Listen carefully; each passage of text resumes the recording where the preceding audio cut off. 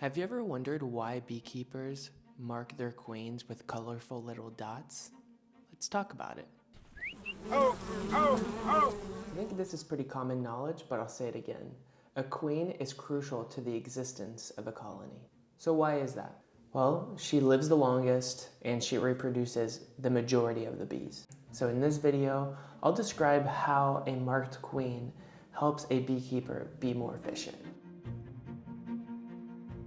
So hive management is one of the most basic but most important aspects of beekeeping. So part of your hive management is knowing where your queen is.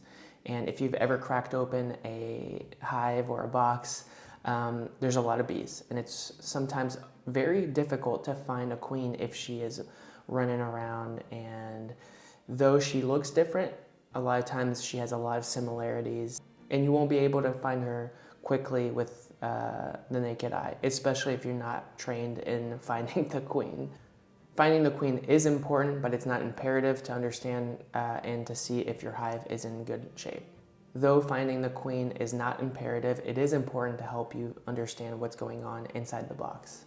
So by marking your queen, you are being a little bit more efficient, but you're also disturbing your hive a lot less. So why would we want to find the queen? Well, we want to make sure that she's alive and well, because a lot of times, they can die from different reasons, coming back from a mating journey and being hurt, being rolled while you're pulling out a frame or putting one back in.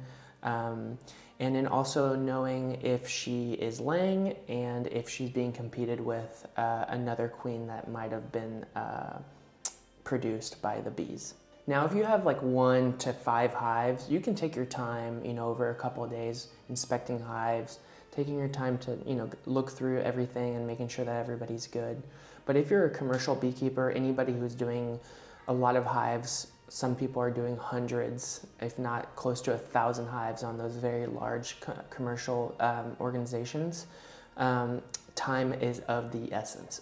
And so you don't really have time to shuffle through all the different frames and seeing if the queen is there or not and taking too much time. So it's really easy to pull out a frame, see a little, red dot, for example, and then saying, okay, she's good, and putting it back in. At the beginning of most beekeeper seasons, usually February, March in the northern hemisphere, we're still dealing with a little bit of colder temperatures. And so it's really important to open the box and work efficiently when you're managing the hive and inspecting. And you really don't want to be longer than 5 minutes, because the brood nest, which is usually the only box that is there and that you're inspecting, needs a certain temperature regulation. And the bees work really hard to keep that. And so if you keep that box open for longer than 5 minutes, the majority of the heat is going to be lost. And what will happen is that the brood will then be in peril. And so that not only will cause a lot of stress when the box is cracked open just to begin with, but also if the brood is under stress too, then the bees will react and be even more stressed out.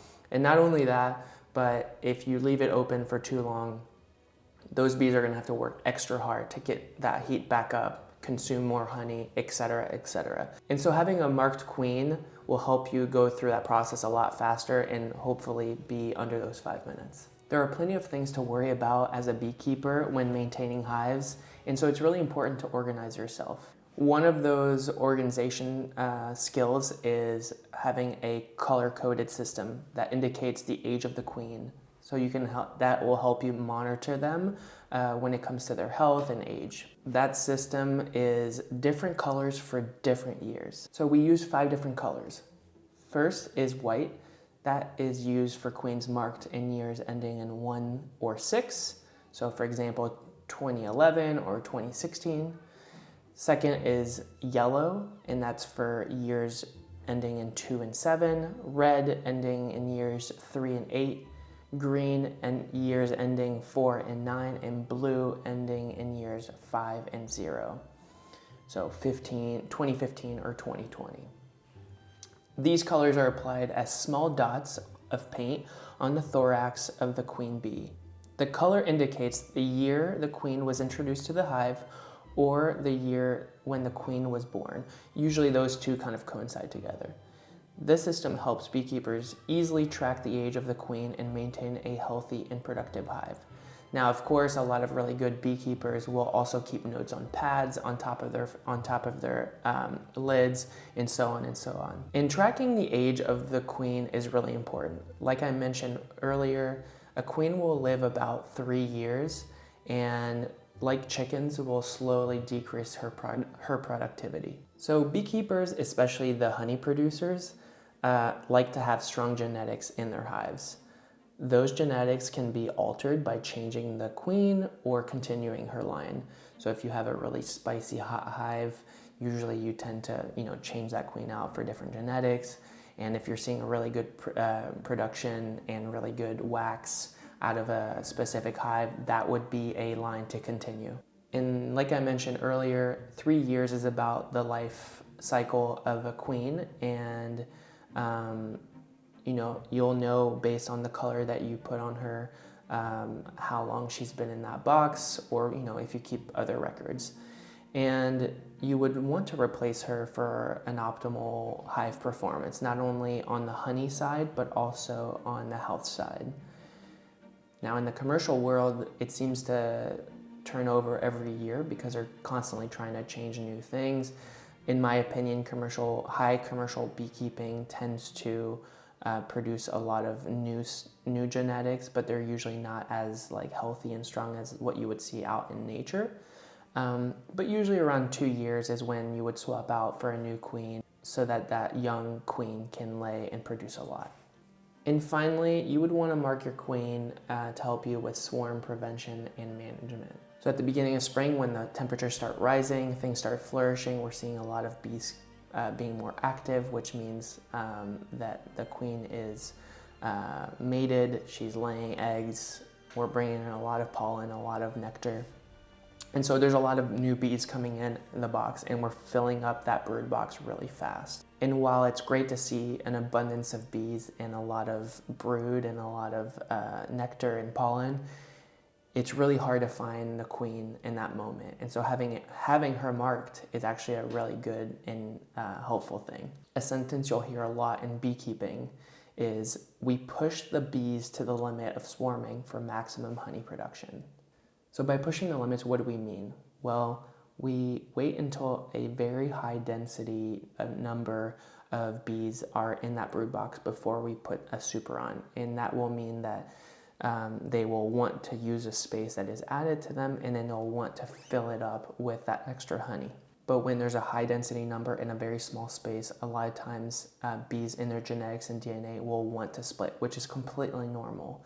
And so they will create a new queen with some queen cells, and the new queen will stay and the old queen will take half and leave. And in natural terms, that's plenty fine because you want genetics to spread. But in a beekeeper's situation, a higher number is great for production. The more bees, the more honey. But as soon as a beehive splits into two and you lose half of your producers, most likely that hive will not be a good honey producer, and you'll have lost your investment there. So that's why it's important at the beginning of the spring and honey season to make sure that you're kind of keeping tabs on what's going on in each one of those hives, and you'll end up finding those new queen cells, kind of destroying those, and just making sure that you're doing everything you can to prevent them from splitting. Now, if a new queen appears, which happens all the time because we can't pay attention to everything or get to that hive, especially if there's too many, we can't get to that hive in time, they will potentially hatch one, maybe more queens, and so knowing which one is which is really important. So if you want to keep the one that has been in there and destroy the others, or clip them and take them somewhere else, that would be an easy way to find her. If you're on a small scale, backyard beekeeper, you can enhance your apiary by having now 2 separate hives and splitting them into 2. And so that's where you would maybe take your new queen, clip her because you know which one is which, and take half of the bees and put her in a new box, and now you have 2 hives. So in conclusion, it's really important to mark your queens for a bunch of different reasons. And so the 3 that I talked about in this video were efficient hive management, monitoring queen age and health, and swarm prevention and management. I definitely encourage anybody to go mark their queens if they want to. If you're a small-time beekeeper, it doesn't really matter that much if you like to take your time, especially if you're living in a warm area. But if you feel weird or scared to touch your queen, one of the tips that you can use to get used to it before you actually go and mark your queen is practice with a drone bee, one of those big male bees with big eyes. And they won't sting you, but they will have that kind of same feeling in your fingers. And so use that practice before you go and do that with your queen. And you should be able to have a great experience without hurting her.